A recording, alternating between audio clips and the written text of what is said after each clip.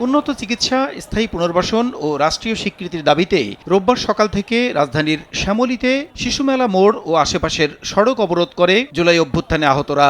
এতে যান চলাচল বন্ধ থাকায় তৈরি হয় তীব্র যানজট। ভোগান্তিতে পড়েন মিরপুর সড়ক দিয়ে চলাচলকারীরা। একই দাবিতে শনিবার মধ্যরাতেও তারা পঙ্গু হাসপাতালের সামনে সড়ক অবরোধ করেছিলেন। তাদের অভিযোগ, সুচিকিৎসার নামে কালক্ষেপণ করছে সরকার। গঠনমূলকভাবে না আমাদের রাষ্ট্রীয় স্বীকৃতি দিচ্ছে, গেজেট আকারে প্রকাশ করছে। স্বাস্থ্য কার্ডের যে ব্যাপারটা বলা হয়েছে ওইটাও এখনও আমরা কেউ হাতে পাইনি।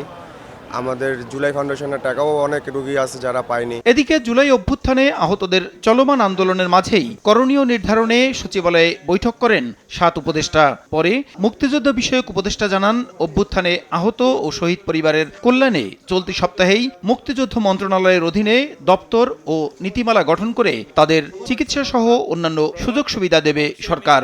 উন্নত চিকিৎসা দিতে এ পর্যন্ত গুরুতর আহত 30 জনকে বিদেশে পাঠানো হয়েছে জানিয়ে স্বাস্থ্য উপদেষ্টা বলেন, এবার চিকিৎসা ও পরামর্শ দেবেন সিঙ্গাপুরের বিশেষজ্ঞ দল।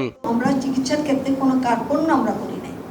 জুলাই আন্দোলনে আহতদের মধ্যে এ পর্যন্ত 12,900 জনের নাম বিভিন্ন ক্যাটাগরি অনুযায়ী তালিকাভুক্ত করা হয়েছে বলে জানান স্বাস্থ্য মন্ত্রণালয়ের বিশেষ সহকারী প্রসূন আশিস। সময় সংবাদ, ঢাকা।